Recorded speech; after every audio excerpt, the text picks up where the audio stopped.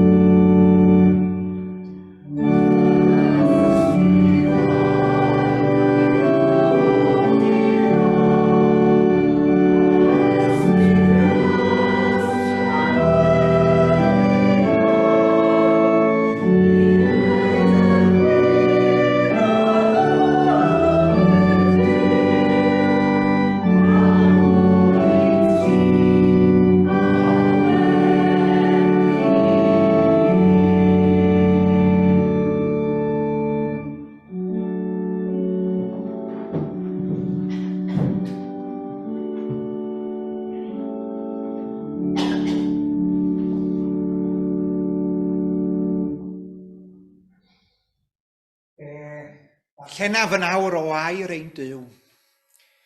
O lyfr y Salmau, Salm 95, sydd yn debyg iawn i'r ganfed salm, salm o foliant, ond bod yna rhai gwahaniaethau. Ac yna, o'r efengyl yn ôl lyc, rhan o'r 15fed bennod. Dameg cyfarwydd iawn i bob un ohonoch chi, dameg y mab colledig, neu dameg i ni, dameg y mab afradlon. Dewch canwn yn llawen i'r arglwydd, rhwng floedd o'r foledd i greu geiniach awdwriaeth. Down i'w bresenoldeb a diolch, gorfoleddwn ynddo a chanwn mawl. Oherwydd Duw mawr yw'r arglwydd, a brenin mawr goruwch yr holl ddiwiau. Yn ei law ef y mae dyfndera'r ddeiar ac eiddo ef yw uchelderau'r mynyddoedd. Eiddo ef yw'r môr ac ef a'i gwnaeth. I ddwylo ef a greodd y sychdir. Dewch a ddolwn ac ymgrymwn. Plygwn ein gliniau ger bron yr arglwydd a'n gwnaeth, o blygyd ef yw ein Duw a ni'n ein bobl iddo, a defaid i borfa. Heddiw cewch wybod ei rym, os gwrandewch ar ei lais.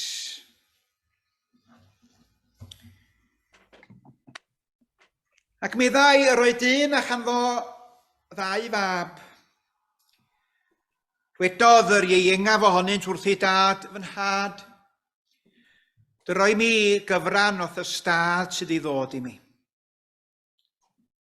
A rhannodd yntau ei eiddo rhyngddynt. Chydig ddyddiau yn ddiweddarach wedi newid y cwbl am arian, ymfudodd y mab iengau wlad bell. Ac yno gwastraffodd i eiddo ar fyw'n afradlon. Pan oedd wedi gwario'r cyfan, daeth newyn enbyd ar y wlad honno, a dechreuodd yntau ddod mewn eisiau. Aeth ac ymlynu wrth un o ddinasyddion y wlad ac anfonodd hwnnw eddiw geia i ofalu am y moch. Buasai'n falch o wneud pryd o'r plisg yr oedd y moch yn ei bwyta, ond nid oedd neb yn cynnig dim iddo. Yna daeth ato'i hun, gan ddweud, faint o weision cyflog sydd gan fy nhad, a phob un ohonynt yn cael mwy na digon o fara, a minnau yn marw o newyn. Fe godaf ac fe af at fy nhad a dweud wrtho, fy nhad pechais yn erbyn yn ef ac yn derbyn di, nid wyf mwyach yn heiddi fy ngalw'n fab i ti. Cymer fi fel un o ddweision cyflog. Yna cododd a mynd at ei dad. A pan oedd eto ymhell i ffwr, gwelodd ei dad ef. Tosturiodd wrtho, rhedodd ato, a rhoes i freichiau am ei wddf a'i gusanu. Ac meddai fab wrtho, fy nhad pechais yn erbyn yn ef ac yn derbyn di, nid wyf mwyach yn heiddi fy ngalw'n fab i ti. Ond meddai dad wrth ei weision, brysiwch, dewch a gwisg allan yr orau a'i gosod amdano. Rhowch fodrwy ar ei fus a sandala am ei draed. Dewch ar llo sydd wedi besgu a lladdwch ef. Gadewch yn iwledda a llawenhau. Oherwydd yr oedd hwn fy mab wedi marw a daeth yn fyw eto. Roedd ar goll a chafwyd hyd iddo. Yna dechreuasant wledda yn llawen. Roedd ei fab hynna yn y ceia. Pan eisaf at y tŷ ar ei ffordd adra, clywodd sŵn cerddoriaeth a dawnsio.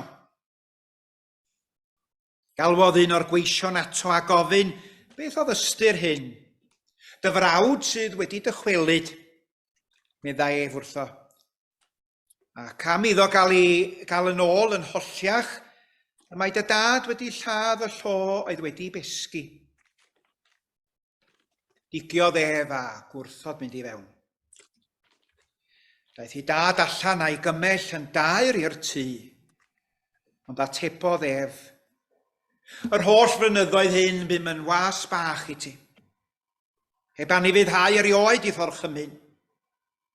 Mi roddais di erioed i mi gymaint am ein gafr i mi gael gwledda gyda'n cyfeillion, ond pan ddychwelodd hwn, dy fab sydd wedi difad eiddo gyda ffiteiniaid, lleddais iddo ef y llo oedd wedi besgu. Fy mhlentyn, medda'r tad wrtho, rwy ti bob amser gyda mi. Ac yma'r cwbl sydd gen i fi yn eiddo i ti. Roedd yn rhaid gwledda a llawenhau, oherwydd roedd hwn dy frawd wedi marw a daeth yn fyw. Roedd ar goll a chafwyd hyd iddo. A bendithiad ein tad nefol, y darlleniad a'r grandawiad y bore yma o'i air sanctaidd cysur a chynhaliaeth i ni ac gogoniant i wenw. Amen. Fe ganwn ni wrth barhau addoli 381 wrth ddiolch i Dduw am ei air 381. Hyfryd eiriau'r Iesu, bywyd yn ddinsydd, digon byth i'n harwain i dragwyddol ddydd.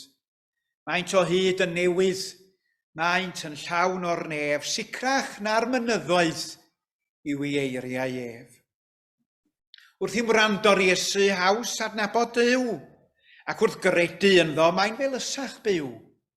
Mae ei wenau tirion yn goleio'r bedd, ac yn ei wirionedd, mae tragwyddol hez. 381. Diolch.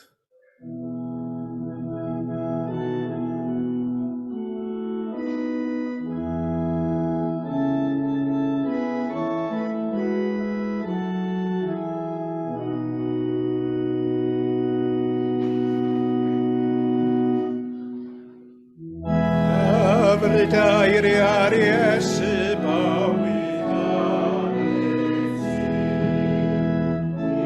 i gofyn i'r arwain i dragwyddol maent o hyd yn newid, maent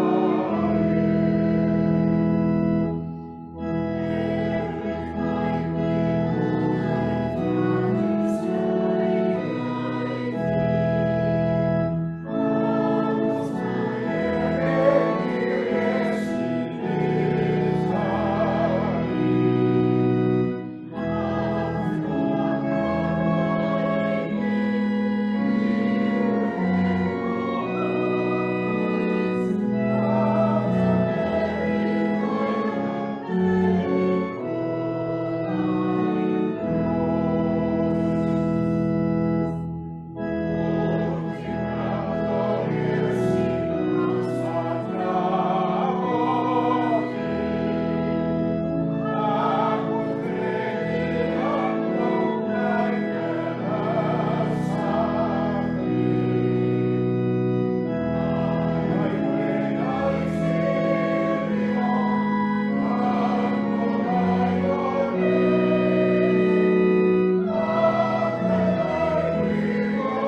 nef, sy'n un teulu yn y capal a'r sawl sydd yn gwylio ar y Zoom, gadewch i ni blygu pen mewn gweddi.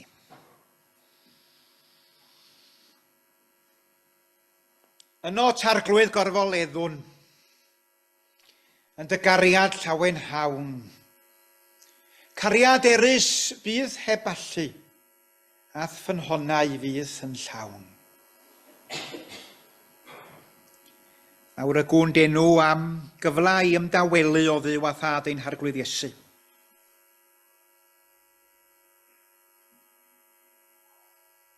Mae'n crefydda ni weithiau bosib yn rhy glebrus, a nina fel petas ni'n ofni distawrwydd. Ond yn y dwys distawrwydd, dywed air fy nyw. Cymell ni ymdreiddio'n ddyfnach i'r distawrwydd. Ac yn y man ymdreiddio i dyddirgelwch di dy hun. Dyma,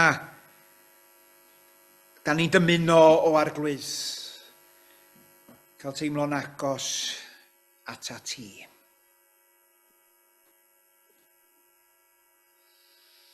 Diolch am yn tywys ni i Gapel y Crwys y bore yma. Bob un ohono mae'n amgylchiadau yn gwbl wahanol. Ond diolch am yn tynnu ni un teulu ynghyd. Un teulu. Diolch am yr undod sydd yno ti yn wastadol. Fel addolwyr, fel unigolion, fel aelodau o'r ddynoliaeth. Rhyw fanion dibwys yn y gwahanu ni. Ond wrth droed y groes, da ni'n un. Diolchwn am rinweddau y ffydd. Rinweddau y bod yno ffrigaredd a mynedd, cymwyn asgarwch, rinweddau hanfodol i'r gymdeithas war. Ond o'n i bai yn bod ni yn cychwyn yn y man priodol. Gyda thi, o'n i bai bod y cyfan yn tarddu ohono ti. Mae yna rhywbeth sylfaenol ar goll o'n bywyda fe wyddon ni hynny. Heb ddiw, heb ddim.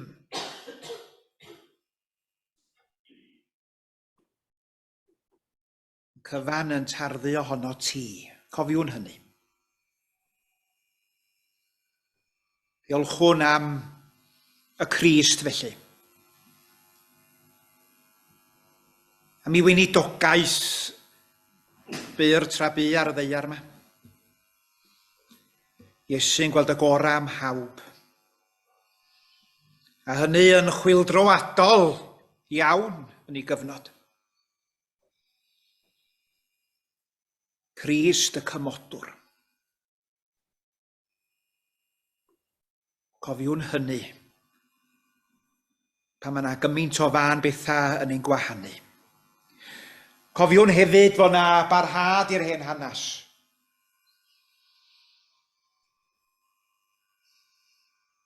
Mae yna groglith. A ni'n ei gyd yn euog. Bob un ohonom yn grwydro a chiliodd i ar dy lwybra ar adega. Dynol yda ni, neb yn berffaith ond un. Diolchwn bod y bugail da yn barod i'n croesawu yn ôl i'r gorlan ar ôl y crwydro. Ac yna, ni sanghofiwn bod yna sôn am fedd gwag. Mae'n yn cael ei dreiglo arglwydd. Bywyd newydd aeth i ni wedi conquest Calfari. Felly, ym mhob amgylchiad, pan da ni'n teimlo bod y tir o dan yn traed ni yn sigledig iawn, tywyllwch yn cael amdana ni, deu gwir. Fe allwn ni brofi yn helaeth oedd sicrwydd. Sicrwydd bendigaid Iesu yn rhan. Mewn ffordd, da ni'n mynd i ddeall yn llawn bob amser, ond fe allwn ni brofi drwy ffydd oherwydd y sylfaen cadarn da ni wedi dderbyn.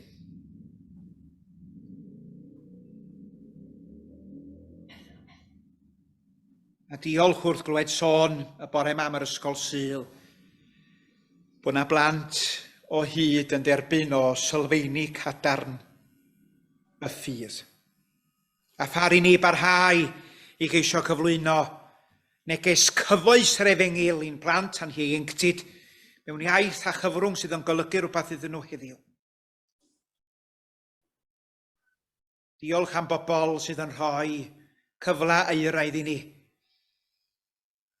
adnabod y Crist byw. Mae fyny ni na wedyn ar hyd y blynyddoedd i ddyfnhau ein perthynas ar hwn sydd yn ein hadnabod yn well nag yda ni yn adnabod yn hunan hyd yn oed. Roedd i ni beidio a ddigaloni felly o arglwydd. Mae mor hawdd yn y cyfnod sydd ohoni. Ond cyn belled ag yda ni yn dilyn yr Iesu yn hyblyg i wewyllus yn barod i newid pan bo angan. Nid oes rhaid i ni fynd i ddigaloni am yr un dim. Y brenin yn y blaen, a ninnau oll yn hy. Bendithia ein pentra o fyd a hitha'n gyfnod cymorth Cristnogol. Diolch am y mudiad o arglwydd. Am y gwirfoddolwyr. Rhai ohonynt yn peryglu bywyda mwyn ceisio dangos y ffydd a'r waith mewn wahanol wledydd.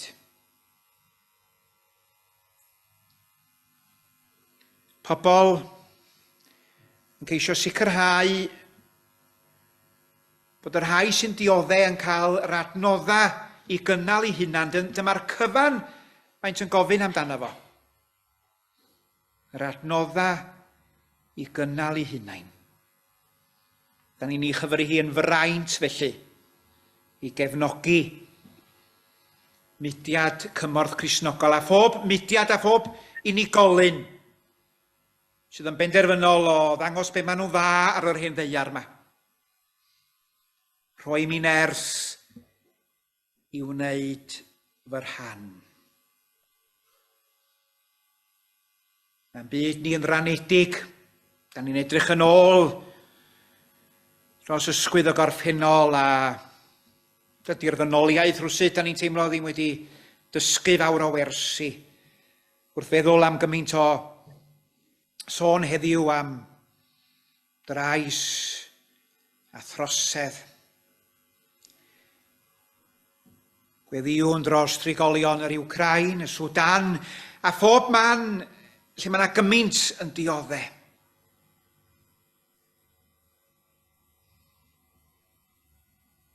Mae yna rai wedi goddi weddid bron gan hunanoldeb a thrachwant. A gymaint yn dioddau yn enbyd yn sgil hynny. Da ni'n teimlo'n ddi-ymadferth iawn, ond gweddiwn yn ddi-bai dros heddwch a gnawn ni'n rhan o arglwydd, ysbrydolan ni, cymell ni, i sicrhau bod heddwch yn bodoli o fewn ein teuluoedd a'n cymunedau, a boed i ni chyfri hi'n fraint i sefyll yn y bwlch ac fe ddawn â gyfleuon weithiau i sefyll yn y bwlch a dangos yn bod ni yn gweithredu o blaid tywysog tangnefedd. Bydd yn agos at bawb sydd yn diodda, yn deulu ni, yn ffrindiau, yn gymdogion a'r rhai yn gwbl ddiarth i ni. Cyflwynwn bob un ohonynt ger bron orsedd gras. A pharin i fanteisio'r bob cyfle i'w cyrraedd. A diolchwn pan mae geiriau eraill yn anigonol bod y wenidogaeth di mewn ffordd sydd tu hwnt i'n dirnadaeth ni, dy wenidogaeth di yn mynd rhagddo. Bendithia ni felly o arglwydd, maddau ein ffeleddau, a pharin i fynd o reitfa hon y bore yma wedi'n codi fyny, rwsyd gobeithio, yn fwy heilog, yn fwy cadarn yn ffydd. Canis fe fynwn hyn oll yn enw ac yn heiddiant Crist Iesu, yr hwnna dysgodd ni i weddio fel un teulu yn gytun.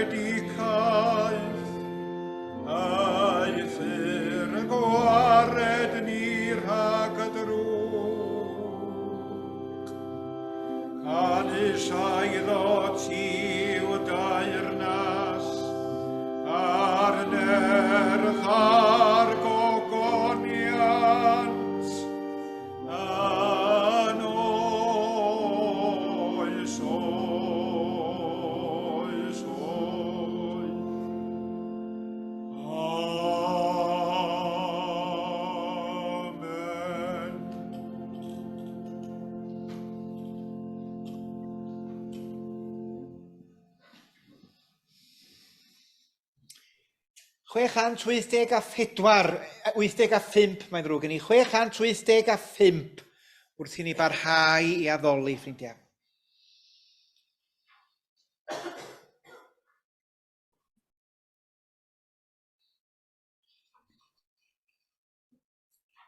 Brwydra bob dydd, cryfhad y ffydd, Crist yw dy nerth i gario'r dydd. Mae'n tradu dduw a cheu gan dduw, goron llawenydd gwerthfawr yw. Bydd yn ddifraw mae ef wrth law. Hyd atat fydd i gariad ddaw, cred eto fwy, ceihed i glwy, Crist fydd y hael. As bopeth mwy. 685, diolch.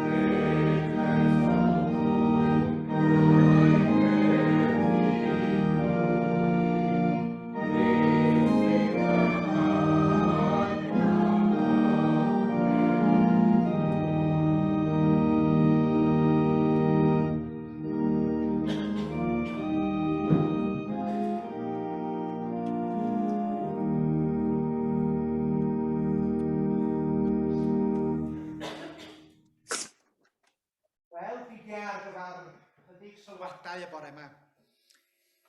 Ni'n codi fy nhestyn o'r 15fed benod o Lug, yr ail adnod ar 15. Fel dwi wedi crybwyll cyn y darlleniad hanes cyfarwydd i bob un ohonoch i'r styddiau eich plentyndod i'r styddiau ysgol Sul. Hanes y mab Afradlon, fe ddisgrifiodd rywun hanes dameg y mab Afradlon fel un o'r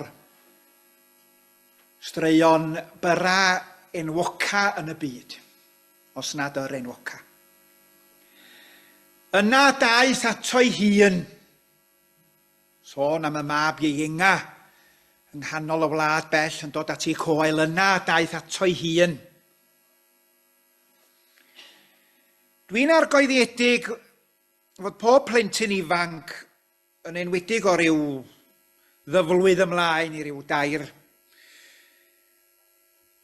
Maen nhw'n cael pyliau o golli tymer naturiol. Dyna pam fydd llawer o'r arbenigwyr yn galw'r cyfnod yma yn atblygiad plentyn yn terrible twos, ynde? Colli tymar. A dwi'n meddwl fedra i ddeud ydy yn mab ienga ni Wan Wyn ddim yn eithriad i'r hyrddiau yma o golli limpyn weithiau. Taswn i'n adrodd y stori yma yng ngapel y Parch a'r plant yn bresennol. Mi faswn ni cael andros o row wedi mynd adra gyn y plant hynnac o Gwen ac Eglwys. Deud i hanes nhw o hyd, ond dwi'n mynd poeni bore yma, dyn nhw ddim yma nac dyn. Ond rhan amla o Anwyn isio deud rhywbeth, isio fynegu hun. Mae o'n gwybod yn union be mae o'n ddymuno, ond ydy'r eirfa i gyd, mae o'n medru hi dipyn wrth gwrs, ond ydy'r eirfa i gyd ddim ganddo fo eto i fynegu hun yn llawn. A felly pan da ni ddim yn ei ddeall o, mae'r hyn hogyn yn gweld ni dipyn bach yn dwb, ac ymhen hir a hwyr mae o'n mynd yn rwystredig ac yn colli dymer. A mae'r hyfad fel rhieni, fel mae rhai ohonoch yn medru unieithu, da ni'n gwybod yn union pa bryd mae Owen yn mynd i ffrwydro. Pa bryd yn union bron mae o'n mynd i golli limpyn. Mae o'n debyg i ddiwedd cyfnod o dywydd llethol o boeth fydda i'n meddwl. A mwll, a therfysg ar y ffordd. Mae'r cymylau yn dechrau'n gasglu. A felly yn hanes o Anwyn, da ni'n gweld ti'n dwad. Felly'n hanes unrhyw blentyn sydd ar fi'n ffrwydro, swn i'n deud. Ac wedyn, does am byd i wneud mond teg cyfer. Ond, by'r hoetlog iawn yw'r storm, ynddo. Mwya sydyn, mae rhywbeth arall yn tynnu sylw a'r cyfnod peryglus wedi pasio heibio. I ddyfynnu'n testyn ni, yna daeth ato'i hun. Da chi gyd yn gyfarwydd iawn â hanes y mab Afradlon. Y mab Ienga, dipyn o wyneb yn ôl llawer yn gofyn i'w dad am ei ran o'r ystad, o'r etifeddiaeth, gyda'r bwriad uniongyrchol o fynd trwy'r cyfan. Ac fe sbydodd yr arian yn gynt o lawar na ddisgwyliodd. A deud y gwir, profiad braf i'r mab Ienga ar y pryd, mae'n siŵr gen i, oedd bod yn gyfoethog yng nghanol tylodi. Be dwi'n feddwl wrth ddweud hynny, bod yn gyfoethog yng nghanol tylodi? Wel, oedd o'n teimlo dipyn o arwr, mae'n siŵr yn doedd. Medru talu dros hwnna hwn, prynu i hwnna hon, rhoi bensig i hwnna cw.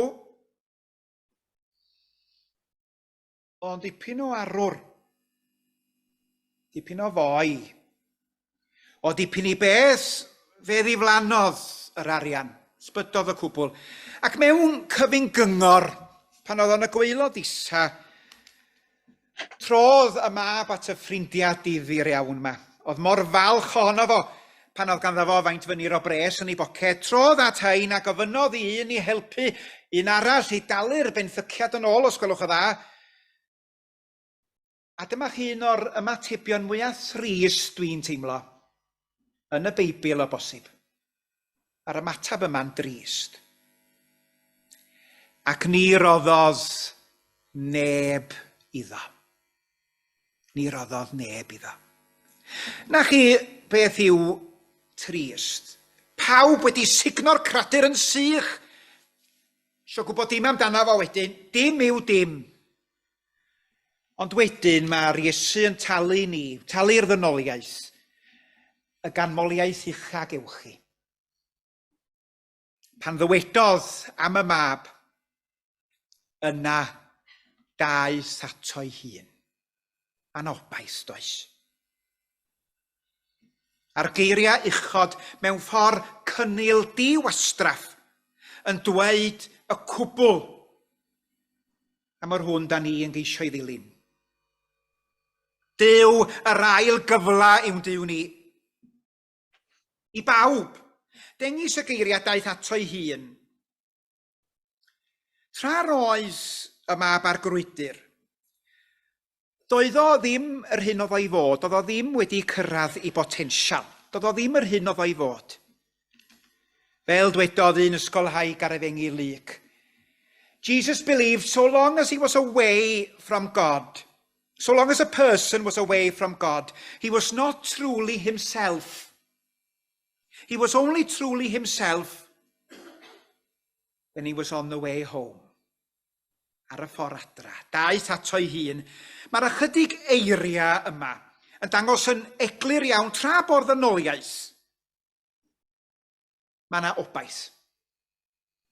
Mae'n hawdd iawn i ni berswadio'n hunan fel arall bob dydd. Ond tra bo'r ddynoliaeth mae yna obaith. Hwyrach yn bod ni o'r farn heddiw bod yna rai bobl yn gwbl golledig. Da ni wedi sgwennu nhw i ffwr.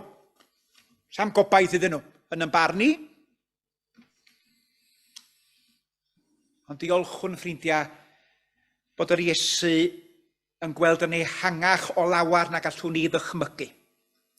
A peth buddiol iawn i ni gyd yw cofio hynny y bore yma. Yn y gan anfarwol tostur i Duw ynde, mae'r geiriau.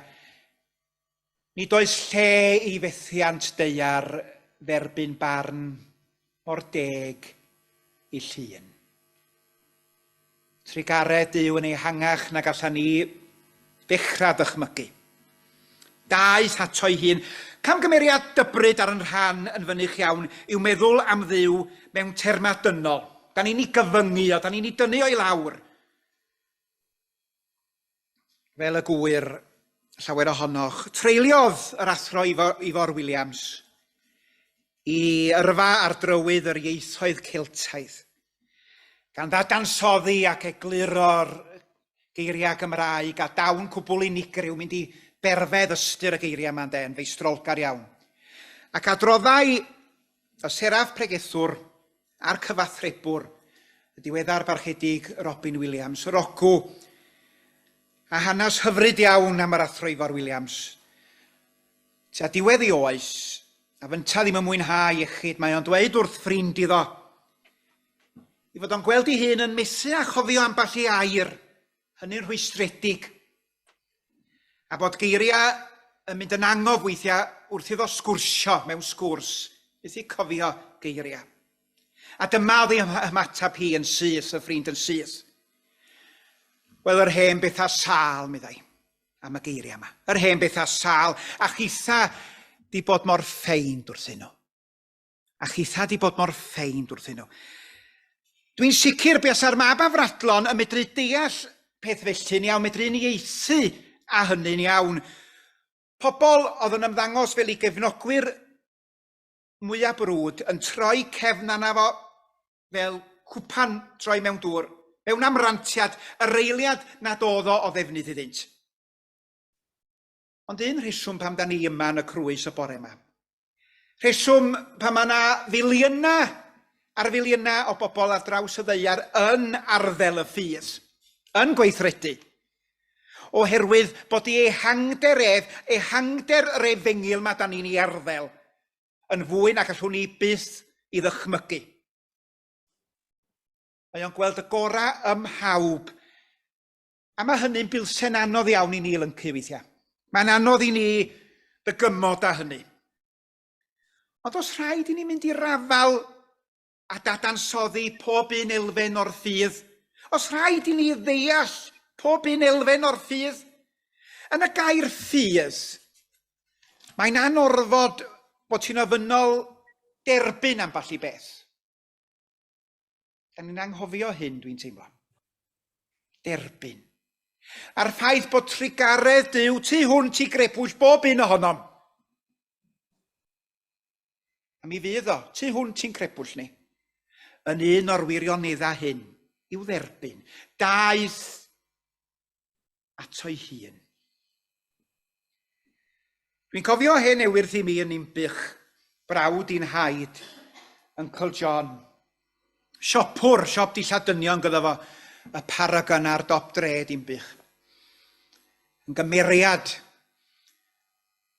oedd o'n credu mewn cadw'n ffit, mynd ar ei feic a bwyta bwyd iachus iawn pan nad oedd hi mor ffasiynol. A dwi'n cofio iddo prynu car newydd, wel newydd iddo fo, a fynta'n dyn ar ei 90, prynu car newydd. Roedd y car oedd ganddo fo gynt ers blynyddoedd maith, dwi'n cofio fo'n iawn, Austin Maxi gwyn. Di bod gan Uncle John ers oes adda, a'r ddau yn dipyn o lawiau'n dallt ei gilydd i'r dim. Ac i gymharu ar Ostyn Maxi, roedd y car newydd, Peugeot coch, dwi'n cofio, yn dipyn o beiriant, dipyn mwy cymleth i gymharu ar llall. Llawer mwy o bethau i bwyso a throi ar y dashboard ynde. A phan aeth Uncle John yn y car newydd i ddechrau? Gyda'r nos, cofiwch, diwrnod cyntaf oedd i cael y car, sa chi'n meddwl rach sa fo'n mynd am ryw ryn bach yn y pnawn i Rusu neu rwla cyfagos. Na, Uncle John yn noson yna, oedd hi di twyllu, penderfynu mynd i Nantwich i weld ei chwaer, os gwelwch yma. A hitha wedi nosi. Uncle y methu deall yn ei fyw pam oedd y ceir oedd yn dod i gwfwr ag ef. Yn gwneud dipyn o ffys, yn fflasio gola ac yn y blaen. Oedd o'n licio hyn ac oedd o'n methu deall. Be oedd o'n wneud yn anghywir? Amball un yn canu corn yn uchel iawn. Ac yn fflasio gola tu nôl iddo fo. Nes yn y diwedd yma yna un car arbennig fflasio tu nôl iddo fo. Ar yr A55. Car heddlu. Tynnu mewn. Ond chwarae teg oedd yr heddwas nam yn eddgar iawn a dyma fo'n esbonio. Gweld bod Uncle John mewn dipyn o oed a esbonio iddo fo. Bod lampau y car newydd ar full beam. A wedi bod felly ers cychwyn y siwrna. Doedd dim rhyfedd felly bod y ceir oedd yn dod i gyfwr ag di colli dipyn bach o fynydd a ddim yn rhy hapus. Chi be, mae'r Efengil yn rhy ddisglair i bob un ohono ni weithiau. A mae rhaid i ni gyfadda hynny. Mae disgleirdeb Efengil Iesu Grist yn ormod i grepwll bob un ohonom os da ni'n credu a'i pheidio. Ond ydy hynny y bore yma yn rhwystyr i ni rhag i dderbyn o. Gyda dwylo agored. Weithiau, da ni'n trio rhy galad o bosib. Trio rhy galad. Poeni'n ormodol tra bo allwedd y cyfan yn y ddawn honno o dderbyn. Let's go, medda rhywun. Let's go and let's God. T. Gwyn Jones y PR cwpled cofiadwy ynde. Yn ei gyfieithiad o Emyn Chalmers Smith. Ti ddiw unig ddoes, y goleini ath gel. Tra gowydd wyt ti, nid oes lygad a thwel. Let's go and let's God. Yn y 15fed bennod o Efengilig, fel y gwyddoch chi, ceir tair dameg adnabyddus. Syml ac eto, mae yna ddyfnder yma. Dameg y ddafad golledig, y darn arian golledig a'r mab afradlon. Yn ameg y mab afradlon, mae'r mab ym mhen hir a hwyr yn dod ato'i hun, yn cofio am ei gartra ac yn penderfynu dychwelyd a chrefu am le yno. A dyma'r gwahaniaeth mawr rhwng y ddameg yma a'r damhigion eraill. Y dafad golledig a'r darn arian golledig. Does gan y darn arian ddim dewis wrth gwrs. Ni allai wrthwynebu pan ddaeth y wraig o hyd iddo fo. Ac bod y ddafad yn medru crwydro o'i hun, doedd gan hitha fawr o ddewis chwaith yn y diwedd. Ond mae rhaid i berson ddod ato'i hun, mae o'n broses ac ymatab mewn ryw ffordd yn gadarnhaol neu yn negyddol i walwad ef. Let's go and let's God. Eto nos dyr i Duw, ceir y geiriau, mae ehangder yn ei dostur fel ehangder mawr y môr. Tybad, allwn ni gyfadda i ni'n hunan i ddechrau bore yma, bod na elfen i gred, bod na elfen i ffydd, yr elfen ysbrydol. Da ni'n mi fod i ddadansoddi a phwyso a mesur a mynd i'w berfad o. Da ni fod i dderbyn gyda llaw cwbl agored, ehangder i drigaredd, a diolch i Dduw amdana fo ddyda i. Ysblander y golau a gydd rhagom ni. Ni dim rhinweddau ynom ni, medda Saria Siadrach, na dim awnaid ar galfar i fi'n achos iddo garu dyn fe'i carodd ei fwyn ei hun. Hans mae cariad Duw'n helaethach na mae mesurau meddwl dyn, ac mae calon yr anfeidrol yn rhyfeddod nef ei hun. Yna, daeth ato'i hun, mwyn i enw'r sanctaidd. Amen. Ac fe ganwn ni ddiweddu ein hoedfa o fawl y bore yma, ffrindiau. 586. 586.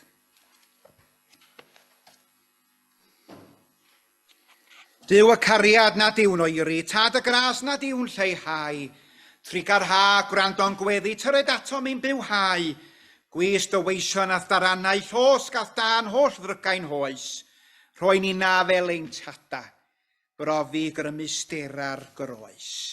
Ac ymlaen, emyn George Rhys, 586.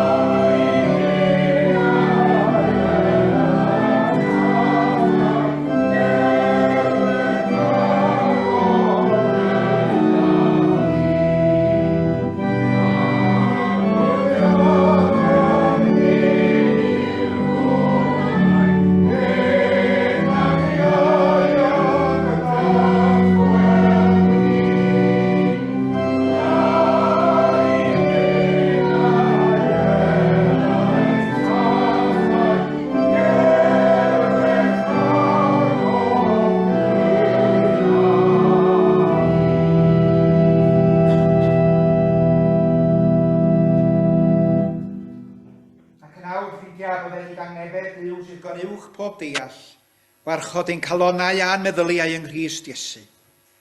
A bydde di fendydd ddiw dad, mab ac ysbryd glân aros gyda ni, a gyda phlant Duw hyd ledled ein deiar ni, o'r awr hon hyd yn oes oesoedd. Amen.